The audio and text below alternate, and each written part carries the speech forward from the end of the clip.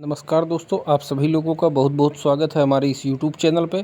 तो जैसा कि आप सभी दोस्तों को पता है कि हम इस समय पर अपना जो पाठ्यक्रम है उसमें जो रचनाएं लगी हुई हैं, रचनाओं का अध्ययन कर रहे हैं। और रचनाओं के क्रम में दोस्तों हमने अपने पाठ्यक्रम में जो उपन्यास लगे हुए थे सभी उपन्यासों का अध्ययन कर चुके हैं। कहानियाँ जो लगी थी सभी कहानियों का अध्ययन कर चुके हैं। उसके बाद हमने दोस्तों नाटक का अध्ययन करना शुरू किया था। और नाटक के अध्ययन में दोस्तों हमने चंद्रगुप्त नाटक, जो कि जयशंकर प्रसाद जी का एक ऐतिहासिक नाटक है, उसका हमने दोस्तों अध्ययन करना शुरू किया था।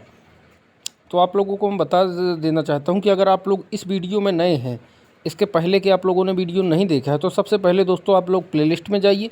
उसमें सबसे पहले हमने जो चंद्रगुप्त नाटक का परिचय है, पात्रों का परिचय है जो कि, तो उसके लिए उसके दोस्तों सबसे पहले आप प्लेलिस्ट में जाएंगे तो आपको मिलेगा चंद्रगुप्त नाटक जयशंकर प्रसाद परिचय, पात्र परिचय, पार्ट 1, पार्ट 2, पार्ट 3, ये दोस्तों क्रम रहेगा। उसके बाद दोस्तों जो चौथे नंबर का वीडियो रहेगा उसमें आप लोग देखेंगे चंद्रगुप्त नाटक जयशंकर प्रसाद, प्रथम अंक और दृश्य। आप लोगों को पता होगा दोस्तों कि नाटक में सबसे पहले होता है अंक और अंक के बाद में दृश्य होते हैं। जैसा कि हमने कल भी बताया था कि जो चंद्रगुप्त नाटक का पहला अंक है दोस्तों, पहले अंक में 11 दृश्य हैं। उसका दोस्तों हम 3 दृश्यों का, पहले अंक के 3 दृश्यों का अध्ययन कर चुके हैं। आज हम दोस्तों चौथे दृश्य से लेकर के 11वें दृश्य तक का, आज कुल मिला के हम चंद्रगुप्त नाटक का पहला अंक समाप्त करेंगे।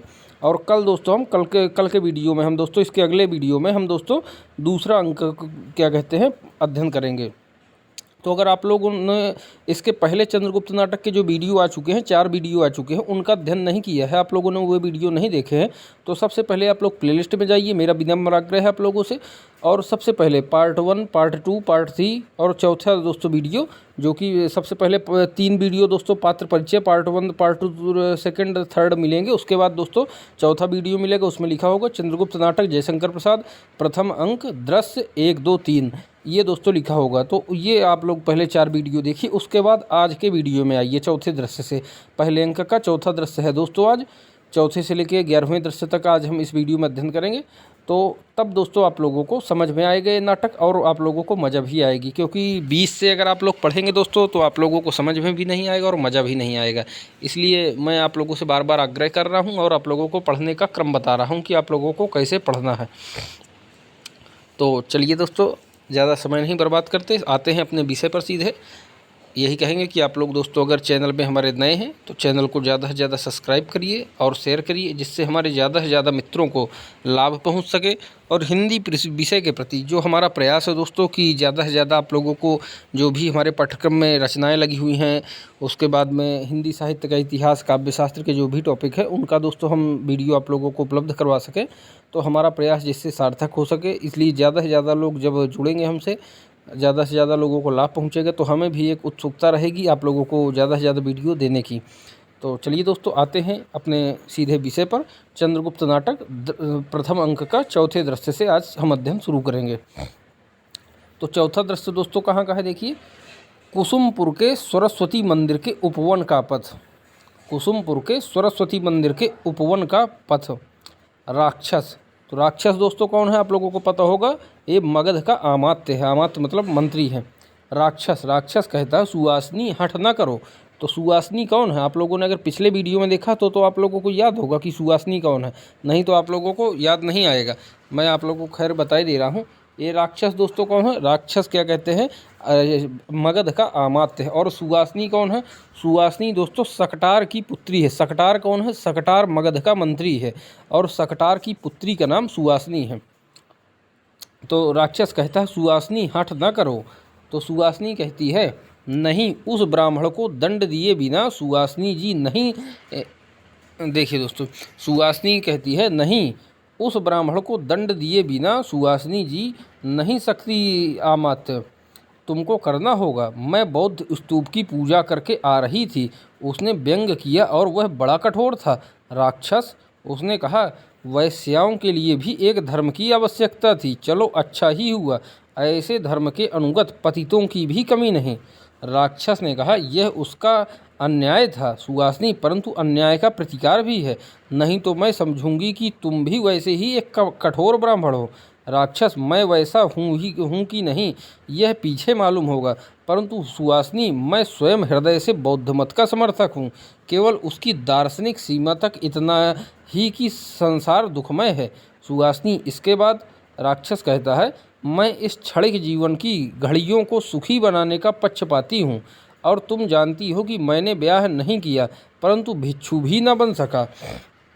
सुवासिनी, तब आज से मेरे कारण तुमको राजचक्र में बौद्ध मत का समर्थन करना होगा। राक्षस, मैं प्रस्तुत हूँ। सुवासिनी, फिर लो, मैं तुम्हारी हूँ। मुझे विश्वास है कि दुराचारी सदाचार के लिए शुद्ध हो सकता है और बौद्ध मत इसका समर्थन करता है, सबको शरण देता है। हम दोनों उपासक होकर सुखी बनेंगे। राक्षस, इतना बड़ा सुख स्वप्न का जाल आँखों में न फैलाओ। सुवासिनी कहती है, नहीं प्रिय, मैं तुम्हारी अनुचरी हूँ।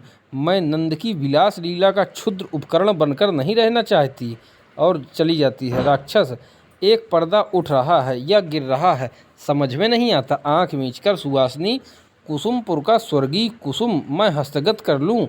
नहीं, राजकोप होगा, परंतु जीवन वृथा है। मेरी विद्या, मेरा परिष्कृत विचार सब व्यर्थ है। सुवासिनी, एक लालसा है, एक प्यास है, वह अमृत है, उसे पाने के लिए 100 बार मरूंगा।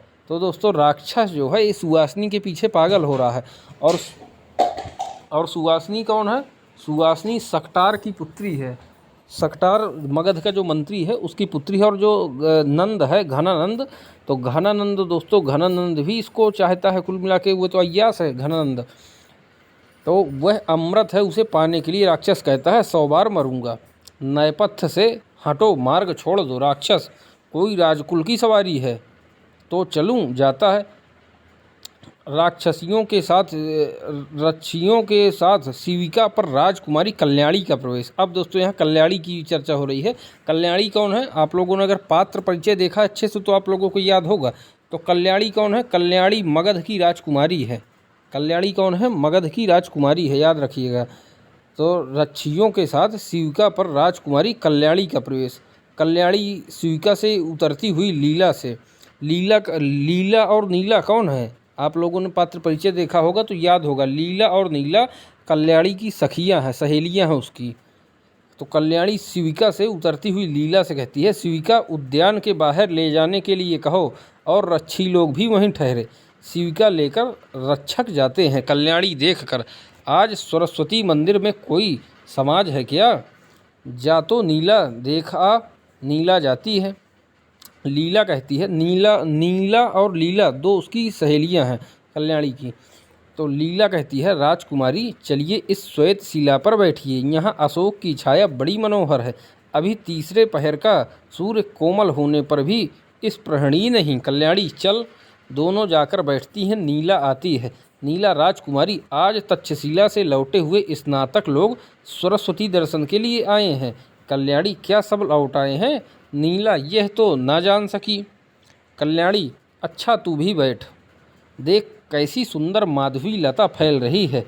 महाराज के उद्यान में भी लताएं ऐसी हरी भरी नहीं जैसे राज आतंक से वे भी डरी हुई हों। जैसे राज आतंक से। कल्याणी क्या कह रही? कल्याणी का चरित्र यहाँ बहुत अच्छा है दोस्तों, आप लोग देखेंगे। ये घनानंद की पुत्री है और कुछ उनमें तो चंद्रगुप्त से इसका प्रेम प्रसंग भी चलता है। तो कल्याणी कहती है, महाराज के उद्यान में भी लताएं ऐसी हरी भरी नहीं जैसे राज आतंक से वे भी डरी हुई हों। सच सच नीला, मैं देखती हूँ कि महाराज से कोई स्नेह नहीं करता, डरते भले ही हों। नीला, सखी, मुझ पर उनका कन्या सा स्नेह है, परंतु मुझे डर लगता है।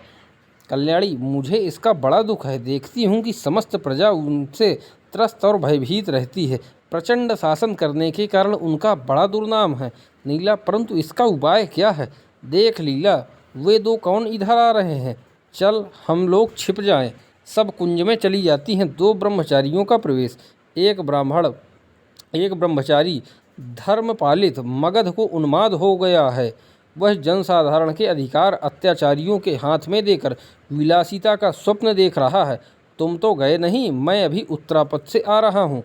गणतंत्रों में सब प्रजा वन्य विरूध के समान स्वच्छंद फल फूल रही है। इधर उन्मत्त मगध साम्राज्य की कल्पना में निमग्न है। दूसरा, दूसरा ब्रह्मचारी कहता है, स्नातक तुम ठीक कह रहे हो। महापद्मनंद का जारज पुत्र नंद केवल शस्त्र बल और कूटनीति के द्वारा सदाचारों के सिर पर तांडव नृत्य कर रहा है। वह सिद्धांत विहीन नसंस, कभी बौद्धों का पक्षपाती, कभी वैदिकों का अनुयायी बनकर दोनों में भेद नीति चलाकर बल संचय करता रहता है। मूर्ख जनता धर्म की ओट में नचाई जा रही है, परंतु तुम देश विदेश देखकर आए हो। आज मेरे घर पर तुम्हारा निमंत्रण है, वहाँ सबको तुम्हारी यात्रा का विवरण सुनने का अवसर मिलेगा। पहला, चलो दोनों जाते हैं। कल्याणी बाहर आती। कल्याणी सुनकर हृदय की गति रुकने लगती है। इतना कर्दथित राजपद जिसे साधारण नागरिक भी घृणा की दृष्टि से देखता है, कितने मूल्य का है लीला। नैपथ्य से भागो भागो, यह राजा का अहेरी चीता पिंजरे से निकल भागा है। भागो भागो। अहेरी दोस्तों आखेट को कहते हैं। तीनों डरती हुई कुंज में छिपने लगती हैं। चीता आता है। चीता दोस्तों आता है, दूर से तीर आकर उसका सिर भेद कर निकल जाता है। अब दोस्तों देखिएगा, आप लोगों को मैंने कहा था कि कल्याणी से चंद्रगुप्त का कैसे उसका प्रेम प्रसंग शुरू होता है। यहाँ पर उसका चंद्रगुप्त से पहली बार उसकी भेंट होती है। यहाँ जो निकुंज है, यहाँ पर क्या कहते हैं, पहली बार उससे भेंट होगी चंद्रगुप्त से राजकुमारी कल्याणी की। राजकुमारी कल्याणी घनानंद की पुत्री है। अब देखिएगा यहाँ इनकी कैसे भेंट होती है। फिर देखिए शुरू से ये क्या कह रही हैं, कल्याणी कह रही है, सुनकर हृदय की गति रुकने लगती है। इतना कर्दथित राजपद जिसे साधारण नागरिक भी घृणा की दृष्टि से देखता है, कितने मूल्य का है लीला। नैपथ्य से देखिए दोस्तों, भागो भागो, यह राजा का अहेरी, अहेरी मतलब आखेट। भागो भागो, यह राजा का आखेट अहेरी चीता पिंजरे से निकल भागा है। भागो भागो। कुल मिला के दोस्तों चीता जो है तो कैद में था, चीता वहाँ से निकल आता है। तो तीनों राजकुमारी कल्याणी और उसकी दोनों सहेलियाँ नीला और लीला भागती हैं वहाँ से। तीनों डरती हुई कुंज में, कुंज मतलब बगीचे में, कुंज में छिपने लगती हैं। तीनों डर के मारे छिप रही हैं वहाँ पे कि किसी तरह अपने प्राणों की रक्षा हो। चीता अचानक आ गया। चीता आता है, चीता लेकिन आ जाता है वहाँ दूर से तीर आकर उसका सिर भेद कर निकल जाता है। लेकिन चंद्रगुप्त दूर है, लेकिन वो वहाँ से तीर छोड़ता है और चीता को भेद करके निकल जाता है। उसका सिर भेद कर, उसके सिर में भेद करके निकल जाता है। धनुष लिए हुए चंद्रगुप्त का प्रवेश। चंद्रगुप्त क्या कहते हैं, उसको पहले चीता को सिर में मारता है तीर, उसके बाद आता है चंद्रगुप्त। अब चंद्रगुप्त आके कहता है, कौन यहाँ है? किधर से स्त्रियों का क्रंदन सुनाई पड़ा था देख कर? अरे यहाँ तो 3 सुकुमारियाँ हैं। भद्रे पशु ने कुछ चोट तो नहीं पहुँचाई? ये दोस्तों चंद्रगुप्त कहता है। चंद्रगुप्त को पता नहीं है कि ये राजकुमारी है और ये राजकुमारी की सखियाँ हैं। भद्रे पशु ने कुछ चोट तो नहीं पहुँचाई। लीला कहती है, साधु वीर राजकुमारी की प्राण रक्षा के लिए तुम्हें अवश्य पुरस्कार मिलेगा। चंद्रगुप्त, कौन राजकुमारी? कल्याणी देवी। लीला, हाँ यही है ना। भय से मुख विवीर्ण हो गया है, डर के मारे उनके मुख क्या कहते हैं, बिल्कुल भय है उनके मुख में, डर के मारे। चंद्रगुप्त, राजकुमारी मौर्य सेनापति का पुत्र चंद्रगुप्त प्रणाम करता है। अब चंद्रगुप्त की पहली भेंट होती है जब कल्याणी से। चंद्रगुप्त कहता है, राजकुमारी मौर्य सेनापति का पुत्र चंद्रगुप्त प्रणाम करता है। यहाँ पे पहली बार भेंट होती है कल्याणी से। कल्याणी स्वस्थ होकर सलज्ज मतलब लज्जा सहित नमस्कार चंद्रगुप्त, मैं कृतज्ञ हुई। कृतज्ञ मतलब किए हुए उपकार को मानने वाला, कृतज्ञ कहते हैं। और कृतज्ञ किसे कहते हैं? किए हुए उपकार को न मानने वाला।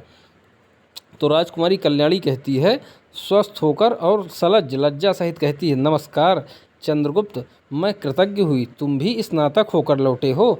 चंद्रगुप्त, हाँ देवी। तक्षशिला में 5 वर्ष रहने के कारण यहाँ के लोगों को पहचानने में विलम्ब होता है। जिन्हें किशोर छोड़कर गया था, अब वे तरुण दिखाई पड़ते हैं। मैं अपने कई बाल सहचरों को भी पहचान न सका कल्याणी, परंतु मुझे आशा थी कि तुम मुझे ना भूल पाओगे। चंद्रगुप्त, देवी यह अनुचर सेवा के उपयुक्त अवसर पर ही पहुंचा। चलिए शिविका तक पहुंचा दूं। सब जाते हैं। अब दोस्तों यहाँ पे 5वां दृश्य शुरू होता है। यहाँ से अब हमने 4था दृश्य देखा। अब हम दोस्तों 5वां दृश्य देखते हैं पहले अंक का। 5वें दृश्य कहाँ का दृश्य है इस बार?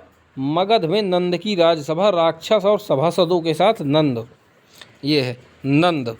हाँ, तब राक्षस दूत लौट आए और उन्होंने कहा कि पंचनद नरेश को यहाँ, पंचनद मतलब पंजाब, पंचनद नरेश को यहाँ संबंध स्वीकार नहीं, पंचनद नरेश को यह संबंध स्वीकार नहीं। नंद क्यों? राक्षस प्राच्य देश के बौद्ध और शूद्र राजा की कन्या से वे परिणय नहीं कर सकते। राक्षस कह रहा है प्राच्य देश के बौद्ध और शूद्र राजा की कन्या से वे परिणय नहीं कर सकते। नंद इतना गर्व? राक्षस यह उसका गर्व नहीं, यह धर्म का दंभ है, व्यंग है। मैं इसका फल दूंगा। मगध जैसे शक्तिशाली राष्ट्र का अपमान करके कोई यूं ही नहीं बच पाएगा। ब्राह्मणों का यह प्रतिहारी का प्रवेश, प्रतिहार आता है। जय हो देव, मगध से शिक्षा के लिए गए हुए तक्षशिला के स्नातक आए हैं। नंद लीवा लाओ। दवारिक का प्रस्थान, चंद्रगुप्त के साथ कई स्नातकों का प्रवेश। स्नातक राजाधिराज की जय हो। नंद स्वागत। अमात्य वररुचि अभी नहीं आए, देखो तो। प्रतिहार का प्रस्थान और वररुचि के साथ प्रवेश। वररुचि जय हो देव, मैं स्वयं आ रहा था। नंद तक्षशिला से लौटे हुए स्नातकों की परीक्षा लीजिए। वररुचि राजाधिराज, जिस गुरुकुल में मैं स्वयं परीक्षा देकर, वररुचि कहते हैं राजाधिराज, जिस गुरुकुल में मैं स्वयं परीक्षा देकर स्नातक हुआ हूँ, उसके प्रमाण की भी पुनः परीक्षा अपने गुरुजनों के प्रति अपमान करना है। नंद किंतु राजकोप का रुपया व्यर्थ ही स्नातकों को भेजने में लगता है या इसका सदुपयोग होता है, इसका निर्णय कैसे हो? राक्षस केवल सद्धर्म की शिक्षा ही मनुष्यों के लिए पर्याप्त है और वह तो मगध में ही मिल सकती है। चाणक्य का सहसा प्रवेश। अब दोस्तों चाणक्य आता है नंद की सभा में। चाणक्य का सहसा प्रवेश। त्रस्त दौवारिक पीछे पीछे आता है चाणक्य। परंतु बौद्ध धर्म की शिक्षा मानव व्यवहार के लिए पूर्ण नहीं हो सकती, भले ही वह संघ विहार में रहने वालों के लिए उपयुक्त हो। नंद तुम अनाधिकार चर्चा करने वाले कौन हो जी? चाणक्य तक्षशिला से लौटा हुआ एक स्नातक ब्राह्मण। नंद ब्राह्मण जिधर देखो कृत्या के समान इनकी शक्ति ज्वाला धधक रही है। चाणक्य नहीं महाराज, ज्वाला कहाँ, भस्माव गुंठित अंगारे रह गए हैं। राक्षस तब भी इतना ताप? चाणक्य वह तो रहेगा ही, जिस दिन उसका अंत होगा उसी दिन आर्यावर्त का ध्वंस होगा। यदि अमात्य ने ब्राह्मण नाश करने का विचार किया हो तो जन्मभूमि की भलाई के लिए उसका त्याग कर दे, क्योंकि राष्ट्र का शुभ चिंतन केवल ब्राह्मण ही कर सकते हैं। एक जीव की हत्या से डरने वाले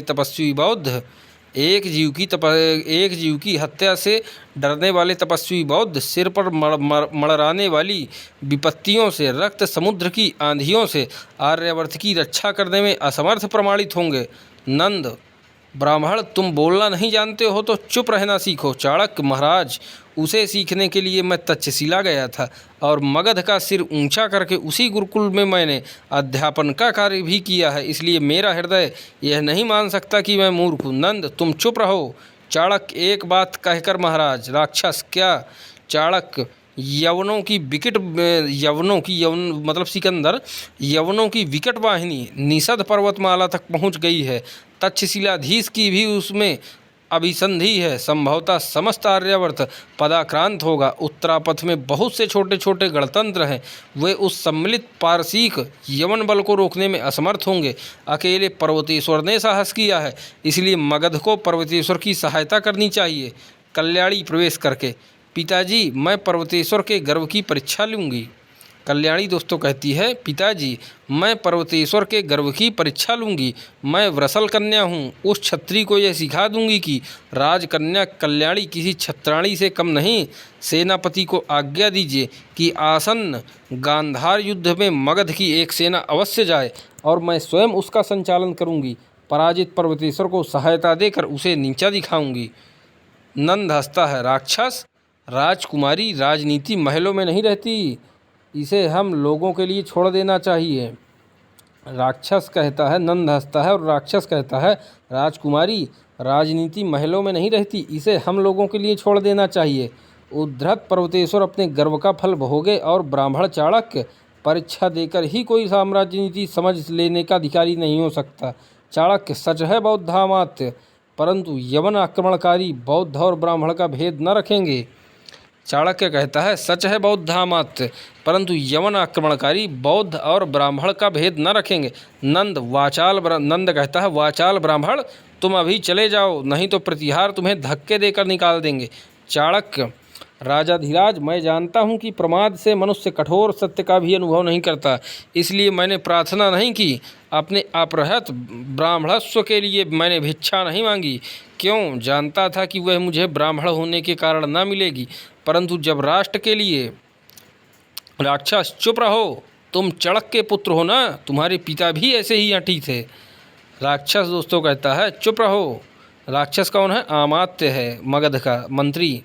तो राक्षस क्यों कहता है चुप रहो, तुम चड़क के पुत्र हो ना, तुम्हारे पिता भी ऐसे ही हठी थे। नंद कहता है क्या उसी विद्रोही ब्राह्मण की संतान? निकालो इसे अभी यहाँ से, निकालो। प्रतिहारी आगे बढ़ता है। चंद्रगुप्त सामने आकर चंद्रगुप्त दोस्तों आ जाता है वहीं पे। चंद्रगुप्त सामने आकर रोकता है। चंद्रगुप्त, सम्राट, मैं प्रार्थना करता हूँ कि गुरुदेव का अपमान न किया जाए। प्रतिहारी आगे बढ़ता है तो दोस्तों चंद्रगुप्त सामने आकर रोकता है। चंद्रगुप्त कहता है सम्राट, मैं प्रार्थना करता हूँ कि गुरुदेव का अपमान न किया जाए। मैं भी उत्तरापथ से आ रहा हूँ। आर्य चाणक्य ने जो कुछ कहा है वह साम्राज्य के हित की बात है, उस पर विचार किया जाए। नंद, कौन? नंद कहता है कौन? चाणक्य चंद्रगुप्त को कहता है कौन? सेनापति मौर्य का कुमार चंद्रगुप्त। चंद्रगुप्त, हाँ देव, मैं युद्ध नीति सीखने के लिए ही तक्षशिला भेजा गया था। मैंने अपनी आँखों गांधार का उपलव देखा है। मुझे गुरुदेव के मत में पूर्ण विश्वास है। यह आगंतुक आपत्ति पंचनद में प्रवेश तक ही न रह जाएगी। नंद, अबोध बालक, तो क्या इसलिए अपमानित होने पर भी मैं पर्वतेश्वर की सहायता करूं? असंभव है। तुम राजाज्ञाओं में बाधा न देकर शिष्टता सीखो। प्रतिहारी, निकालो इस ब्राह्मण को, यह बड़ा ही कुचक्री मालूम पड़ता है। चंद्रगुप्त कहता है राजाधिराज, ऐसा करके आप एक भारी अन्याय करेंगे और मगध के शुभ चिंतकों को शत्रु बनाएंगे। राजकुमारी दोस्तों यहाँ बीच में बोलती है, पिताजी चंद्रगुप्त पर ही दया कीजिए, एक बात उसकी भी मान लीजिए। नंद, चुप रहो, ऐसे उद्दंड को मैं कभी नहीं क्षमा करता। और सुनो चंद्रगुप्त, तुम भी यदि इच्छा हो तो इसी ब्राह्मण के साथ जा सकते हो। अब कभी मगध में मुंह न दिखाना। प्रतिहारी दोनों को निकालना चाहता है। चाणक्य रुककर कहता है सावधान नंद। यहाँ पे दोस्तों चाणक्य सावधान करता है। सावधान नंद, तुम्हारी धर्मांधता से प्रेरित राजनीति आंधी की तरह चलेगी, उसमें नंद वंश का समूल उखड़ेगा। नियति सुंदर के भावों में बल पड़ने लगा है। समय आ गया है कि शूद्र राज सिंहासन से हटाए जाएं और सच्चे क्षत्रिय मूर्धाभिषिक्त हों। नंद कहता है यह समझकर कि ब्राह्मण अवध्य है, तू मुझे भय दिखलाता है। प्रतिहारी, इसकी शिखा पकड़कर इसे बाहर करो। प्रतिहारी उसकी शिखा पकड़कर घसीटता है। वह निसंक और दृढ़ता से कहता है खींच ले ब्राह्मण की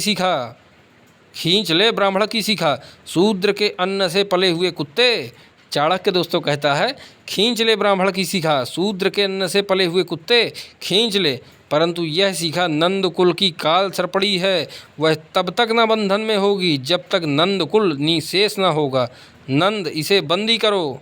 चाणक्य बंदी किया जाता है। अब दोस्तों यहाँ पे हम दोस्तों यहाँ पे देखेंगे दृश्य छठवां। अब छठवां दृश्य दोस्तों कहाँ का है? सिंधु तट, अलका और मालविका। सिंधु तट, अलका और मालविका, यहाँ का दृश्य हम देखेंगे दोस्तों। तो अलका कौन है दोस्तों? आप लोगों को याद है कि नहीं याद? अलका दोस्तों आम्भिक की बहन है, गांधार की राजकुमारी है, गांधार नरेश की पुत्री है। जो गांधार का राजकुमार है, तक्षशिला का राजकुमार आम्भिक, उसकी बहन है अलका। अब दोस्तों देखते हैं मालविका। सिंधु तट, अलका और मालविका राजकुमारी, मैं देख आई उद्भांड में सिंधु पर सेतु बन रहा है। युवराज स्वयं उसका निरीक्षण करते हैं और मैंने उक्त सेतु का एक मानचित्र भी प्रस्तुत किया है। यह कुछ अधूरा सा रह गया है, पर इसके देखने से कुछ आभास मिल जाएगा। अलका कहती है, अलका दोस्तों मालविका जो है तो अलका की सखी है, तो अलका कहती है सखी, बड़ा दुख होता है जब मैं यह स्मरण करती हूँ कि स्वयं महाराज का इसमें हाथ है। देखूँ तेरा मानचित्र। मालविका मानचित्र देती है, अलका उसे देखती है। एक यवन सैनिक का प्रवेश, वह मानचित्र अलका से लेना चाहता है। अलका, दूर हो दुर्विनीत दस्यु, मानचित्र अपने कंचुक में छिपा लेता है। यवन दोस्तों यहाँ पे देखिए क्या होता है, किसका प्रवेश होता है? अलका कहती है, यहाँ फिर शुरू से देखिए, मालविका से। मालविका कहती है, राजकुमारी, कहाँ का दृश्य है दोस्तों? सिंधु तट, सिंधु के तट का दृश्य है। अलका और मालविका है यहाँ पे। मालविका कहती है, राजकुमारी मैं देख आई उद्भांड में सिंधु पर सेतु बन रहा है, सिंधु नदी पर सेतु बन रहा है। युवराज स्वयं उसका निरीक्षण करते हैं और मैंने उक्त सेतु का एक मानचित्र भी प्रस्तुत किया था। यह कुछ अधूरा सा रह गया, पर इसके देखने से कुछ आभास मिल जाएगा। अलका कहती है, सखी बड़ा दुख होता है जब मैं यह स्मरण करती हूँ कि स्वयं महाराज का इसमें हाथ है। देखूँ तेरा मानचित्र। मालविका मानचित्र देती है, अलका उसे देखती है। इतने में ही दोस्तों एक यवन सैनिक, एक सिकंदर की सेना का एक सैनिक, एक यवन सैनिक का प्रवेश, वह मानचित्र अलका से लेना चाहता है। अलका, दूर हो दुर्विनीत दस्यु, मानचित्र अपने कंचुक में छिपा लेती है। यवन, यह गुप्तचर है, मैं इसे पहचानता हूँ। यवन कहता है दोस्तों, यह गुप्तचर है, मैं इसे पहचानता हूँ, परंतु सुंदरी तुम कौन हो जो इसकी सहायता कर रही हो? अच्छा हो कि मुझे मानचित्र मिल जाए और मैं इसे सप्रमाण बंदी बनाकर महाराज के सामने ले जाऊं। तो अलका कहती है दोस्तों, यह असंभव है। पहले तुम्हें बताना होगा कि तुम यहाँ किस अधिकार से यह अत्याचार किया चाहते हो।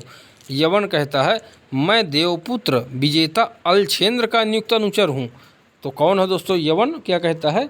मैं देवपुत्र विजेता अलछेंद्र का नियुक्त अनुचर हूँ और तक्षशिला की मित्रता का साक्षी हूँ। यह अधिकार मुझे गांधार नरेश ने दिया है। अलका कहती है, आह यवन, गांधार नरेश ने तुम्हें यह अधिकार कभी नहीं दिया होगा कि तुम आर्य ललनाओं के साथ धृष्टता का व्यवहार करो। यवन कहता है, करना ही पड़ेगा, मुझे मानचित्र लेना ही होगा। अलका, कदापि नहीं। यवन, क्या यह वही मानचित्र नहीं है जिसे इस स्त्री ने उद्भांड में बनाना चाहा था? अलका, परंतु यह तुम्हें मिल नहीं सकता। यदि तुम सीधे यहाँ से न टलोगे तो शांति रक्षकों को बुलाऊंगी। यवन, तब तो मेरा उपकार होगा, क्योंकि इस अंगूठी को देखकर मेरी ही सहायता करेंगे। अंगूठी दिखाता है। अलका देखकर सिर पकड़ लेती है। ओह! यवन हंसता हुआ, अब ठीक पथ पर आ गई होगी बुद्धि। लाओ मानचित्र मुझे दे दो। अलका निस्सहाय हो इधर उधर देखती है। सिंहरण का प्रवेश। किसका प्रवेश दोस्तों? सिंहरण का प्रवेश। सिंहरण चौक कर। सिंहरण दोस्तों कौन है? ये चंद्रगुप्त का दोस्त ही है। तो सिंहरण का दोस्तों यहाँ पर प्रवेश हो जाता है। सिंहरण कौन है? मालवगढ़ सिंहरण। तो सिंहरण चौक कर। है कौन? राजकुमारी और यवन। अलका, महावीर, स्त्री की मर्यादा को न समझने वाले इस यवन को तुम समझा दो कि यह चला जाए। सिंहरण, यवन, क्या तुम्हारे देश की सभ्यता तुम्हें स्त्रियों का सम्मान करना नहीं सिखाती? क्या सचमुच तुम बर्बर हो? यवन, मेरी उस सभ्यता ने ही मुझे रोक लिया है, नहीं तो मेरा यह कर्तव्य था कि मैं उस मानचित्र को किसी भी पुरुष के हाथ में होने से उसे जैसे बनता ले ही लेता। सिंहरण, तुम बड़े प्रगल्भ हो। यवन, क्या तुम्हें भय नहीं कि तुम एक दूसरे राज्य में ऐसा आचरण करके अपनी मृत्यु बुला रहे हो? यवन, उसे आमंत्रण देने के लिए ही उतनी दूर से आया हूँ। सिंहरण, राजकुमारी, यह मानचित्र मुझे देकर आप निरापद हो जाएं, फिर मैं देख लूँगा। अलका मानचित्र देती हुई, तुम्हारे ही लिए तो यह मंगाया गया था। अलका कहती है, तुम्हारे लिए ही तो यह मंगाया गया था। सिंहरण उसे रखते हुए, ठीक है, मैं रुका भी इसीलिए था। यवन से, हाँ जी, कहो अब तुम्हारी क्या इच्छा है? यवन खड़ग निकाल कर, मानचित्र मुझे दे दो या प्राण देना होगा। सिंहरण, उसके अधिकारी का निर्वाचन खड़ग करेगा। सिंहरण कहता है, उसके अधिकारी का निर्वाचन खड़ग करेगा तो फिर सावधान हो जाओ। तलवार खींचता है। यवन के साथ युद्ध। सिंहरण घायल होता है, परंतु यवन को उसके भीषण प्रत्याक्रमण से भय होता है, वह भाग निकलता है। अलका, वीर, यद्यपि तुम्हें विश्राम की आवश्यकता है, परंतु अवस्था बड़ी भयानक है, वह जाकर कुछ उत्पात मचावेगा। पिताजी पूर्ण रूप से यवनों के हाथ में आत्मसमर्पण कर चुके हैं। सिंहरण हंसता और रक्त पूंछता हुआ, मेरा काम हो गया राजकुमारी, मेरी नौका प्रस्तुत है, मैं जाता हूँ। परंतु बड़ा अनर्थ हुआ चाहता है। क्या गांधार नरेश किसी तरह न मानेंगे? अलका, कदापि नहीं, पर्वतेश्वर से उनका बलबुद्ध वैर है। सिंहरण अच्छा देखा जाएगा जो कुछ होगा। देखिए मेरी नौका आ रही है, अब विदा मांगता हूँ। सिंधु में नौका आती है, घायल सिंहरण उस पर बैठता है। सिंहरण और अलका दोनों एक दूसरे को देखते हैं। अलका, मालविका भी तुम्हारे साथ जाएगी, तुम जाने योग्य इस समय नहीं हो। अलका दोस्तों कहती है मालविका भी तुम्हारे साथ जाएगी, तुम जाने योग्य इस समय नहीं हो। सिंहरण, जैसी आज्ञा, बहुत शीघ्र फिर दर्शन करूंगा।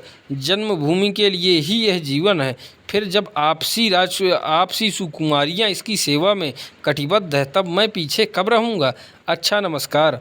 मालविका नाव में बैठती है। अलका सातृष्ण नयनों से देखती हुई नमस्कार करती है। नाव चली जाती है। 4 सैनिकों के साथ दोस्तों यवन का प्रवेश हो जाता है। यवन, निकल गया मेरा अहेर। यवन कहता है निकल गया मेरा आखेट, यह सब प्रपंच इसी रमणी का है, इसको बंदी बनाओ। सैनिक अलका को देखकर सिर झुकाते हैं। यवन, बंदी करो सैनिकों। सैनिक, मैं नहीं कर सकता। यवन, क्यों, गांधार नरेश ने तुम्हें क्या आज्ञा दी है। सैनिक, यही कि आप जिसे कहें उसे हम लोग बंदी करके महाराज के पास ले चले। यवन, फिर विलंब क्यों। अलका संकेत से वर्जित करती है। सैनिक, हम लोगों की इच्छा। सैनिक कहते हैं हम लोगों की इच्छा। यवन, तुम राजविद्रोही हो। सैनिक, कदापि नहीं, पर यह काम हम लोगों से न हो सकेगा। यवन, सावधान, तुमको इस आज्ञा भंग का फल भोगना पड़ेगा। मैं स्वयं बंदी बनाता हूँ। अलका की ओर बढ़ता है। सैनिक तलवार खींच लेते हैं। यवन, ठहर कर, यह क्या। सैनिक, डरते हो क्या कायर, स्त्रियों पर वीरता दिखाने में बड़े प्रबल हो और एक युवक के सामने से भाग निकले। यवन, तो क्या तुम राजकीय आज्ञा का स्वयं ना पालन करोगे और ना करने दोगे। सैनिक, यदि साहस हो मरने का तो आगे बढ़ो। अलका सैनिकों से, ठहरो, विवाद करने का समय नहीं है। यवन से, कहो तुम्हारा अभिप्राय क्या है। यवन, मैं तुम्हें बंदी करना चाहता हूँ। अलका, कहाँ ले चलोगे।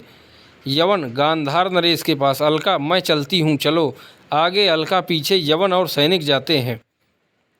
अब दोस्तों यहाँ पे 7वां दृश्य देखते हैं।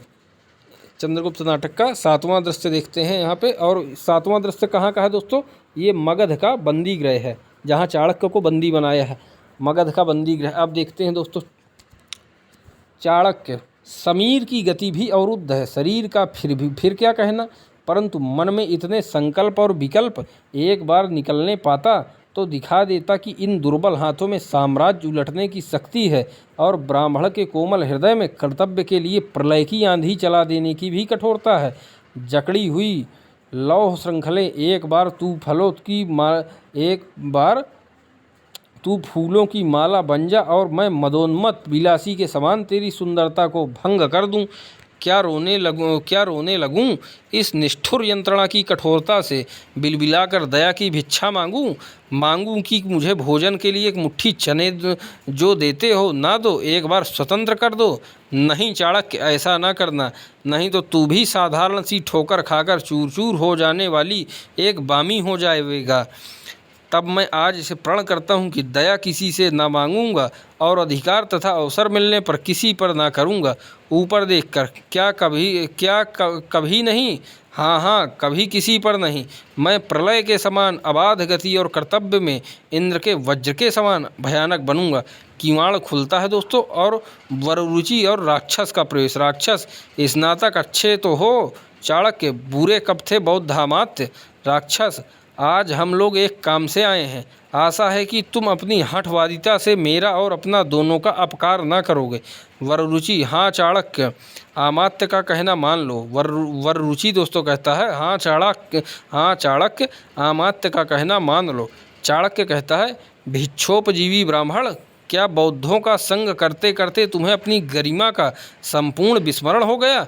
चाटुकारों के सामने हाँ में हाँ मिलाकर जीवन की कठिनाइयों से बचकर मुझे भी कुत्ते का पाठ पढ़ाना चाहते हो। भूलो मत, यदि राक्षस देवता हो जाए तो उसका विरोध करने के लिए मुझे ब्राह्मण से दैत्य बनना पड़ेगा। वररुचि, ब्राह्मण हो भाई, त्याग और क्षमा के प्रमाण, तपोनिधि ब्राह्मण हो इतना। चाणक्य, त्याग और क्षमा, तप और विद्या तेज और सम्मान के लिए है, लोहे और सोने के सामने सिर झुकाने के लिए हम लोग ब्राह्मण नहीं बने हैं। हमारी दी हुई विभूति से हम ही को अपमानित किया जाए, ऐसा नहीं हो सकता। कात्यायन, अब केवल पाड़नी से काम न चलेगा, अर्थशास्त्र और दंड नीति की आवश्यकता है। वररुचि मैं वार्तिक लिख रहा हूँ चाणक्य, उसी के लिए तुम्हें सहकारी बनाना चाहता हूँ। वररुचि कह रहा है दोस्तों कि मैं वार्तिक लिख रहा हूँ। आप लोगों को पता होगा अष्टाध्यायी पर वार्तिक लिखा है कात्यायन ने, कात्यायन वररुचि ने। तो वररुचि दोस्तों कह रहा है मैं वार्तिक लिख रहा हूँ चाणक्य, उसी के लिए तुम्हें सहकारी बनाना चाहता हूँ। तुम इस बंदीगृह से निकलो। चाणक्य मैं लेखक नहीं हूँ कात्यायन, शास्त्र प्रणेता हूँ, व्यवस्थापक हूँ। राक्षस अच्छा मैं आज्ञा देता हूँ कि तुम विवाद न बढ़ाकर स्पष्ट उत्तर दो। तुम तक्षशिला में मगध के गुप्त प्रणिधि बनकर जाना चाहते हो या मृत्यु चाहते हो? तुम्हीं पर विश्वास करके क्यों भेजना चाहता है, यह तुम्हारी स्वीकृति मिलने पर बताऊंगा। चाणक्य जाना तो चाहता हूँ तक्षशिला, पर तुम्हारी सेवा के लिए नहीं, और सुनो पर्वतेश्वर का नाश करने के लिए तो कदापि नहीं। राक्षस यथेष्ट है, अधिक कहने की आवश्यकता नहीं। वररुचि विष्णुगुप्त मेरा वार्तिक अधूरा रह जाएगा, मान जाओ। तुमको पाणिनि के कुछ प्रयोगों का पता भी लगाना होगा जो उस सालूतरीय वैयाकरण ने लिखे हैं। फिर मैं एक बार तक्षशिला जाने पर ही उनका। चाणक्य मेरे पास पाणिनि में सिर खपाने का समय नहीं। भाषा ठीक करने से पहले मैं मनुष्यों को ठीक करना चाहता हूँ, समझे। वररुचि जिसने स्वयं वम घोनामतधित्य सूत्र लिखा है वह केवल वैयाकरण ही नहीं दार्शनिक भी था, उसकी अवहेलना। चाणक्य यह मेरी समझ में नहीं आता। मैं कुत्ता साधारण युवक और इंद्र को कभी एक सूत्र में नहीं बांध सकता। कुत्ता कुत्ता ही रहेगा। इंद्र सुनो वररुचि, मैं कुत्ते को कुत्ता ही बनाना चाहता हूँ। नीचों के हाथ में इंद्र का अधिकार चले जाने से जो सुख होता है उसे मैं भोग रहा हूँ। तुम जाओ। वररुचि क्या मुक्ति भी नहीं चाहते? चाणक्य तुम लोगों के हाथ से वह भी नहीं। राक्षस अच्छा तो फिर तुम्हें अंधकूप में जाना होगा। चंद्रगुप्त का दोस्तों वहाँ पे अचानक आ जाता है चंद्रगुप्त ही तो उसको निकालेगा दोस्तों बंदीगृह से, चाणक्य को। अब देखिए अचानक चंद्रगुप्त आ जाता है, फिर क्या होता है देखिए। चंद्रगुप्त का रक्तपूर्ण खड़ग, रक्त मतलब रक्त से भरा हुआ खड़ग लिए सहसा प्रवेश चाणक्य का बंधन काटता है। राक्षस दोस्तों प्रहरियों को बुलाना चाहता है। चंद्रगुप्त चुप रहो अमात्य, सबों में बोलने की शक्ति नहीं, तुम्हारे प्रहरी जीवित नहीं रहे। चाणक्य मेरे शिष्य वत्स चंद्रगुप्त चलिए गुरुदेव। खड़ग उठाकर राक्षस से यदि तुमने कुछ भी कोलाहल किया तो राक्षस बैठ जाता है। वररुचि गिर पड़ता है। चंद्रगुप्त चाणक्य को लिए निकलता हुआ किवाड़ बंद कर देता है। अब दोस्तों 8वां दृश्य यहाँ पे देखेंगे। 8वां दृश्य देखिए कहाँ का सीन है। 8वें दृश्य में गांधार नरेश का प्रकोष्ठ। चिंतायुक्त प्रवेश करते हुए राजा। अब देखिए दोस्तों राजा बूढ़ा हो चला, परंतु मन बूढ़ा ना हुआ। बहुत दिनों तक तृष्णा को तृप्त करता रहा, पर तृप्त नहीं होती। आम्भीक तो अभी युवक है, उसके मन में महत्वाकांक्षा का होना अनिवार्य है। उसका पथ कुटिल है। गंधर्व नगर की सी सफलता उसे अपने पीछे दौड़ा रही है। विचार कर, हाँ ठीक तो नहीं है, पर उन्नति के शिखर पर नाक के सीधे चढ़ने में बड़ी कठिनता है। ठहर कर रोक दूं अब से भी अच्छा है। जब वे घुस आवेंगे तब तो गांधार को भी वही कष्ट भोगना पड़ेगा जो हम दूसरों को देना चाहते हैं। इतने में दोस्तों अलका के साथ यवन और रक्षकों का प्रवेश होता है। राजा बेटी अलका हाँ महाराज। अलका राजा नहीं, कहो हाँ पिताजी। राजा कहता है नहीं, कहो हाँ पिताजी। अलका कब तक तुम्हें सिखाता रहूं? राजा दोस्तों कहता है नहीं। अलका ने दोस्तों हाँ महाराज कहा तो पिता कह रहा है कि नहीं महाराज नहीं कहो, कहो पिताजी। हाँ पिताजी। अलका कब तक तुम्हें सिखाता रहूं? अलका नहीं महाराज। राजा फिर महाराज? पागल लड़की कहे पिताजी। अलका वह कैसे महाराज? न्यायाधिकरण पिता संबोधन में पक्षपाती हो जाएगा। राजा यह क्या? यवन महाराज मुझे नहीं मालूम कि ये राजकुमारी है, अन्यथा मैं इन्हें बंदी न बनाता। राजा सेल्यूकस। राजा दोस्तों कहता है सेल्यूकस तुम्हारा मुख कंधे पर से बोल रहा है यवन, यह मेरी राजकुमारी अलका है। आ बेटी, उसकी ओर हाथ बढ़ाता है, वह अलग हट जाती है। अलका, नहीं महाराज, पहले न्याय कीजिए। यवन कहता है, उद्भांड पर बंधने वाले पुल का मानचित्र इन्होंने एक स्त्री से बनवाया है, और जब मैं उसे मांगने लगा तो एक युवक को देकर इन्होंने उसे हटा दिया। मैंने यह समाचार आप तक निवेदन किया और आज्ञा मिली कि वे लोग बंदी किए जाएं, परंतु वह युवक निकल गया। राजा, क्यों बेटी, मानचित्र देखने की इच्छा हुई थी सेल्यूकस से? तो क्या चिंता है, जाने दो, मानचित्र तुम्हारा पुल बंधना रोक नहीं सकता। अलका, नहीं महाराज, मानचित्र एक विशेष कार्य से बनवाया गया है, वह गांधार की लगी हुई कालिख छुड़ाने के लिए। राजा, सो तो मैं जानता हूँ बेटी, तुम क्या कोई ना समझो। वेग से आम्भीक का प्रवेश।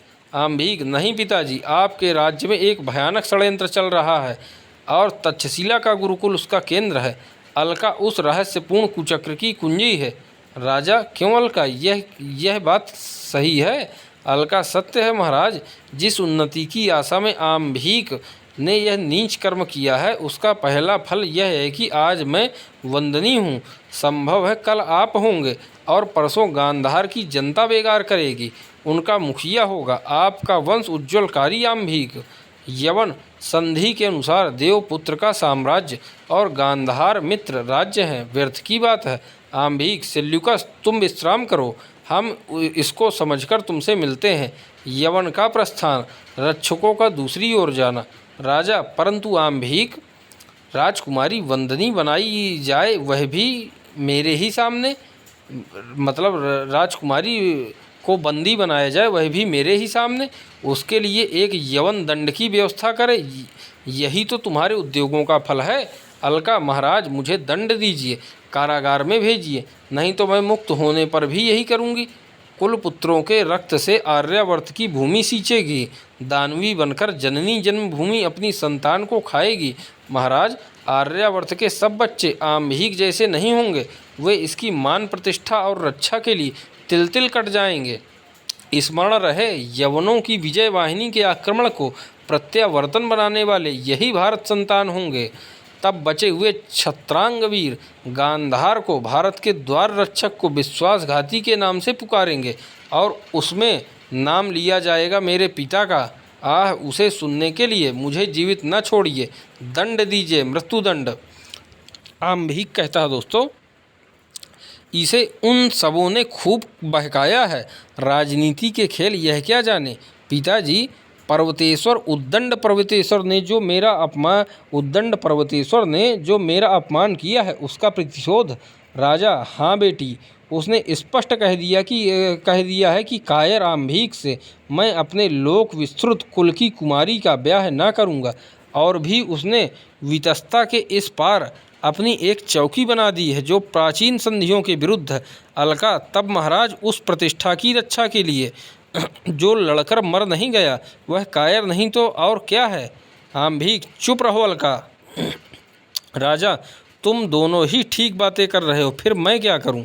अलका, तो महाराज मुझे दंड दीजिए, क्योंकि राज्य का उत्तराधिकारी आम्भीक ही उसे शुभ की कसौटी है। मैं भ्रम में हूँ राजा, मैं यह कैसे कहूँ। अलका, तब मुझे आज्ञा दीजिए, मैं राज मंदिर छोड़कर चली जाऊँ। राजा, कहाँ जाओगी और क्या करोगी अलका। अलका, गांधार में विद्रोह मचाऊंगी। राजा, नहीं अलका, तुम ऐसा नहीं करोगी। अलका, करूंगी महाराज, अवश्य करूंगी। राजा, फिर मैं पागल हो जाऊंगा, मुझे तो विश्वास नहीं होता। आम्भीक, और तब अलका, मैं अपने हाथों से तुम्हारी हत्या करूंगा। राजा, नहीं आम्भीक, तुम चुप रहो, सावधान। अलका के शरीर पर जो हाथ उठाना चाहता हो उसे मैं द्वंद्व युद्ध के लिए ललकारता हूँ। आम्भीक सिर नीचा कर लेता है। अलका, तो मैं जाती हूँ पिताजी। राजा, अनमनस्क भाव से सोचता हुआ जाओ। अलका चली जाती है। राजा, आम्भीक, पिताजी। राजा, लौट जाओ। राजा कहता है, लौट जाओ। आम्भीक, इस अवस्था में तो लौट आता, परंतु वे यवन सैनिक छाती पर खड़े हैं, पुल बंध चुका है, नहीं तो पहले गांधार का ही नाश होगा। राजा, नव निश्वास लेकर, जो होना हो सो हो, पर एक बात आम्भीक, आज से मुझसे कुछ ना कहना। जो उचित समझो करो। मैं अलका को खोजने जाता हूँ, गांधार जाने और तुम जानो, वेग से प्रस्थान। अब दोस्तों यहाँ पे हम 9वां दृश्य पर देखेंगे। 9वां दृश्य कहाँ का है? पर्वतेश्वर की राजसभा। पर्वतेश्वर दोस्तों पंजाब का राजा, पंचनद का राजा पर्वतेश्वर जो दोस्तों देशभक्त है, आप लोग देखेंगे, और बहुत ही साहसी और बहादुर है। अब देखते हैं दोस्तों पर्वतेश्वर की राजसभा में क्या चर्चा हो रही है। पर्वतेश्वर: आर्य चाणक्य, आपकी बातें ठीक ठीक नहीं समझ में आती। चाणक्य: कैसे आवेंगी? मेरे पास केवल बात ही है ना, अभी कुछ कर दिखाने में असमर्थ हूँ। पर्वतेश्वर: परंतु इस समय मुझे यवनों से युद्ध करना है, मैं अपना एक भी सैनिक मगध नहीं भेज सकता। चाणक्य: निरुपाय हूँ, लौट जाऊँगा, नहीं तो मगध की लक्षाधिक सेना आगामी यवन युद्ध में पौरव पर्वतेश्वर की पताके के नीचे युद्ध करती। वही मगध जिसने सहायता मांगने पर पंचनद का तिरस्कार किया था। पर्वतेश्वर: हाँ, तो इस मगध विद्रोह का केंद्र कौन होगा? नंद के विरुद्ध कौन खड़ा होता है? चाणक्य: मौर्य सेनानी का पुत्र चंद्रगुप्त, जो मेरे साथ यहाँ आया है। पर्वतेश्वर: पिपली कानन के मौर्य भी तो वैसे ही व्रसल हैं, उनको राज्य सिंहासन दीजिएगा। चाणक्य: आर्य क्रियाओं का लोप हो जाने से इन लोगों को व्रसलत्व मिला, वस्तुतः ये क्षत्रिय हैं। बौद्धों के प्रभाव में आने में इनके ध्रौत संस्कार छूट गए हैं अवश्य, परंतु इनके क्षत्रिय होने में कोई संदेह नहीं। और महाराज धम्म के नियामक ब्राह्मण हैं, मुझे पात्र देखकर उसका नमस्कार करने का अधिकार है। ब्राह्मणत्व एक सार्वभौम शाश्वत बुद्धि वैभव है। वह अपनी रक्षा के लिए, पुष्टि के लिए और सेवा के लिए इतर वर्णों का संगठन कर लेगा। राजन्य संस्कृति से पूर्ण मनुष्य को मूर्धाभिषिक्त बनाने में दोष ही क्या है? पर्वतेश्वर हंसकर: यह आपका सुविचार नहीं है ब्राह्मण। चाणक्य: वशिष्ठ का ब्राह्मणत्व जब पीड़ित हुआ था, तब पल्लव, दरद, काम्बोज आदि क्षत्रिय बने थे। राजन, यह कोई नई बात नहीं है। पर्वतेश्वर: वह समर्थ ऋषियों की बात है। चाणक्य: भविष्य इसका विचार करता है कि ऋषि किन्हें कहते हैं? क्षत्रिय अभिमानी पौरव, तुम इसके निर्णायक नहीं हो सकते। पर्वतेश्वर: शूद्र शासित राष्ट्र में रहने वाले ब्राह्मण के मुख से यह बात शोभा नहीं देती। चाणक्य: तभी तो ब्राह्मण मगध को क्षत्रिय शासन में ले आना चाहता है पौरव, जिसके लिए कहा गया है कि क्षत्रिय के शस्त्र धारण करने पर आर्तवाणी नहीं सुनाई पड़नी चाहिए। मौर्य चंद्रगुप्त वैसा ही क्षत्रिय प्रमाणित होगा। पर्वतेश्वर: कल्पना है। चाणक्य: प्रत्यक्ष होगी। और स्मरण रखना, आसन्न यवन युद्ध में शौर्य गर्व से तुम पराभूत हो गए। यवनों के द्वारा समग्र आर्यावर्त पदाक्रांत होगा, उस समय तुम मुझे स्मरण करोगे। पर्वतेश्वर: केवल अभिशाप अस्त्र लेकर ही तो ब्राह्मण लड़ते हैं, मैं इससे नहीं डरता, परंतु डराने वाले ब्राह्मण, तुम मेरी सीमा के बाहर हो जाओ। चाणक्य ऊपर देखकर: रे पद दलित ब्राह्मणत्व, देख शूद्र ने निगड़बद्ध किया, क्षत्रिय निर्वासित करता है, तब जल एक बार अपनी ज्वाला से जल, उसकी चिंगारी से तेरे पोषक वैश्य, सेवक शूद्र और रक्षक क्षत्रिय उत्पन्न हो जाता हूँ पौरव। प्रस्थान। अब दोस्तों 10वां देखते हैं। अब हम दोस्तों यहाँ पे दृश्य 10वां दृश्य देख रहे हैं। 10वें दृश्य में कहाँ की चर्चा है ये देखा जाए। कानन पथ में अलका चली जा रही हूँ, अनंत पथ है, कहीं पांथशाला नहीं और न पहुँचने का निर्दिष्ट स्थान है। शैल पर से गिरा दी गई स्रोत, शिवनी के सदृश अविराम भ्रमण, ठोकरे और तिरस्कार। कानन में कहाँ चली जा रही हूँ, सामने देखकर अरे यवन, शिकारी के वेश में सेल्यूकस का प्रवेश। सेल्यूकस: तुम कहाँ सुंदरी राजकुमारी। अलका: मेरा देश है, मेरे पहाड़ हैं, मेरी नदियाँ हैं और मेरे जंगल हैं। इस भूमि के एक एक परमाणु मेरे हैं और मेरे शरीर के एक एक क्षुद्र अंश उन्हीं परमाणुओं के बने हैं। फिर मैं और कहाँ जाऊँगी यवन। सेल्यूकस: यहाँ तो तुम अकेली हो सुंदरी। अलका: सो तो ठीक है। दूसरी ओर देखकर सहसा, परंतु देखो वह सिंह आ रहा है। सेल्यूकस उधर देखता है, अलका दूसरी ओर निकल जाती है। सेल्यूकस निकल गई, दूसरी ओर जाता है। चाणक्य और चंद्रगुप्त का प्रवेश। चाणक्य: वत्स, तुम बहुत थक गए होगे। चंद्रगुप्त: आर्य नमो, मैं अपने बंधन ढीले कर दिए हैं। शरीर अवसन्न हो रहा है, प्यास भी लगी है। चाणक्य, और कुछ दूर न चल सकोगे? चंद्रगुप्त, जैसी आज्ञा हो। चाणक्य, पास ही सिंधु लहराता होगा, उसके तट पर ही विश्राम करना ठीक होगा। चंद्रगुप्त चलने के लिए पैर बढ़ाता है, फिर बैठ जाता है। चाणक्य उसे पकड़कर, सावधान चंद्रगुप्त। चंद्रगुप्त, आर्य, प्यास से कंठ सूख रहा है, चक्कर आ रहा है। चाणक्य, तुम विश्राम करो, मैं अभी जल लेकर आता हूँ। प्रस्थान। चंद्रगुप्त पसीने से तर लेट जाता है। एक व्याघ्र समीप आता दिखाई पड़ता है। सेल्यूकस प्रवेश करके धनुष संभाल कर तीर चलाता है। व्याघ्र मरता है। सेल्यूकस की चंद्रगुप्त को चैतन्य करने की चेष्टा। चाणक्य का, जल लिए आना। सेल्यूकस, थोड़ा जल। इस सत्वपूर्ण पथिक की रक्षा करने के लिए थोड़ा जल चाहिए। चाणक्य, जल के छींटे देखकर आप कौन हैं? चंद्रगुप्त स्वस्थ होता है। चाणक्य, जल के छींटे देकर आप कौन हैं? चंद्रगुप्त स्वस्थ होता। सेल्यूकस, यवन सेनापति, तुम कौन हो? चाणक्य, एक ब्राह्मण। सेल्यूकस, यह तो कोई बड़ा श्रीमान पुरुष है। ब्राह्मण, तुम इसके साथी हो? चाणक्य, हाँ, मैं इस राजकुमार का गुरु हूँ, शिक्षक हूँ। सेल्यूकस दोस्तों कहता है, यह तो कोई बड़ा श्रीमान पुरुष है। ब्राह्मण, तुम इसके साथी हो? चाणक्य, हाँ, मैं इस राजकुमार का गुरु हूँ, शिक्षक हूँ। सेल्यूकस, कहाँ निवास है? चाणक्य, यह चंद्रगुप्त मगध का एक निर्वासित राजकुमार है। चाणक्य कहता है, यह चंद्रगुप्त मगध का एक निर्वासित राजकुमार है। सेल्यूकस कुछ विचारता है। अच्छा, अभी तो मेरे शिविर में चलो, विश्राम करके फिर कहीं जाना। चंद्रगुप्त, यह सिंह कैसे मरा? ओह, प्यास से मैं हतचेत हो गया था। आपने मेरे प्राणों की रक्षा की, मैं कृतज्ञ हूँ। आज्ञा दीजिए, हम लोग फिर उपस्थित होंगे। निश्चय जानिए।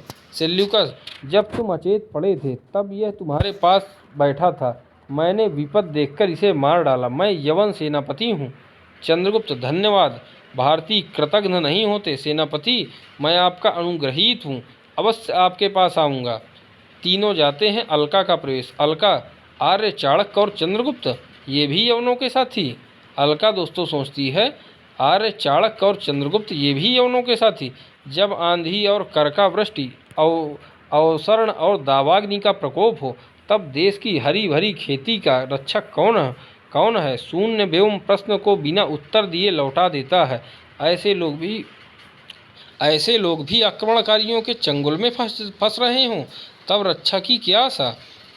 झेलम के पार सेना उतरना चाहती है। उन्मत्त पर्वतेश्वर अपने विचारों में मग्न है। गांधार छोड़कर चलूं, नहीं एक बार महात्मा दांड्यायन को नमस्कार कर लूं, उस शांति संदेश से कुछ प्रसाद लेकर तब अन्यत्र जाऊंगी। जाती है। अब दोस्तों 11वां दृश्य यहाँ पे देखते हैं। प्रथम अंक का 11वां दृश्य, ये इस अंक का लास्ट दृश्य है। ये कहाँ का सीन है इस बार? सिंधु तट पर दांड्यायन का आश्रम। सिंधु तट पर दांड्यायन का आश्रम। दांड्यायन, पवन एक क्षण विश्राम नहीं कर लेता। पवन एक क्षण विश्राम नहीं लेता। सिंधु की जल धारा बही जा रही है। बादलों के नीचे पक्षियों का झुंड उड़ा जा रहा है। प्रत्येक परमाणु न जाने किस आकर्षण में खींचे चले आ रहे हैं, जैसे काल अनेक रूप में चल रहा है। यही तो एनीसा कोटीज का प्रवेश। किसका प्रवेश दोस्तों? एनीसा क्रोटीज का प्रवेश।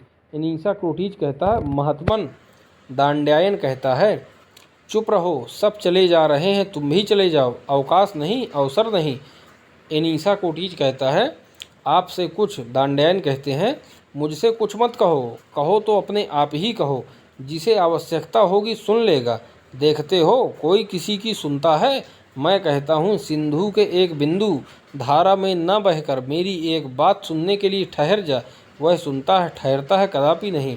एनीसा क्रोटीज कहता, परंतु देवपुत्र ने। दांड्यायन, देवपुत्र? एनीसा क्रोटीज, देवपुत्र जगत विजेता। एनीसा क्रोटीज कहता है, जगत देवपुत्र जगत विजेता सिकंदर ने आपका स्मरण किया है। आपका यश सुनकर आपसे कुछ उपदेश ग्रहण करने की उनकी बलवती इच्छा है।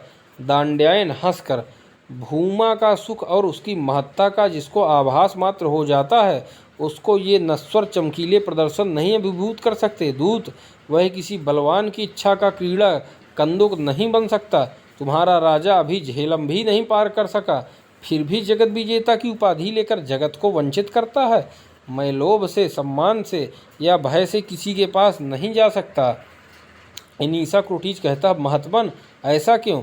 यदि ना जाने पर देवपुत्र दंड दे। दांड्यायन, मेरी आवश्यकताएं परमात्मा की विभूति प्रकृति पूरी करती हैं, उसके रहते दूसरों का शासन कैसा? समस्त आलोक, चैतन्य और प्राण शक्ति प्रभु की दी हुई है। मृत्यु के द्वारा वही उसको लौटा लेता है। जिस वस्तु को मनुष्य दे नहीं सकता, उसे ले लेने की स्पर्धा से बढ़कर दूसरा दंभ नहीं। मैं फल मूल खाकर, अंजलि से जलपान कर, तृणशैया पर आंख बंद किए सो रहता हूँ। ना मुझसे किसी को डर है और ना मुझको डरने का कारण है।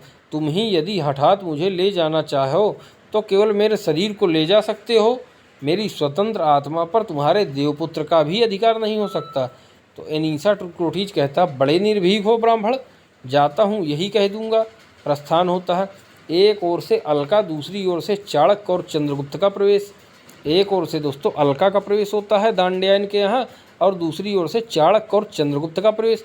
सब वंदना करके साविनय बैठते हैं। अलका, देव मैं गांधार छोड़कर जाती हूँ। दांड्यायन, क्यों अलके, तुम गांधार की लक्ष्मी हो, ऐसा क्यों? अलका, ऋषे, यवनों के हाथ स्वाधीनता बेचकर उसके दान से जीने की शक्ति मुझमें नहीं। दांड्यायन कहते हैं, तुम उत्तरापथ की लक्ष्मी हो, तुम अपना प्राण बचाकर कहाँ जाओगी? कुछ विचार कर। अच्छा जाओ देवी, तुम्हारी आवश्यकता है मंगलमय विभु। अनेक अमंगलों से में कौन कौन कल्याण छिपाए रहता है, हम सब उसे नहीं समझ सकते, परंतु जब तुम्हारी इच्छा हो निसंकोच चली आना। अलका, देव हृदय में संदेह है। दांड्यायन, क्या अलका? अलका, ये दोनों महाशय जो आपके सम्मुख बैठे हैं, जिन पर पहले मेरा पूर्ण विश्वास था, वे ही अब यवनों के अनुगत क्यों होना चाहते हैं?